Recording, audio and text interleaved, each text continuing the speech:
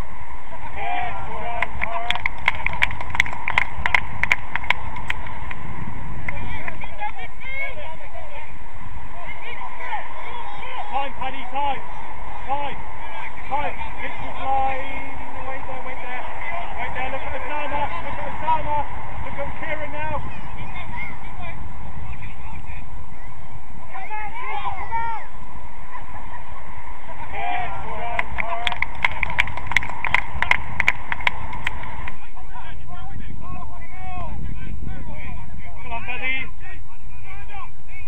Heads up.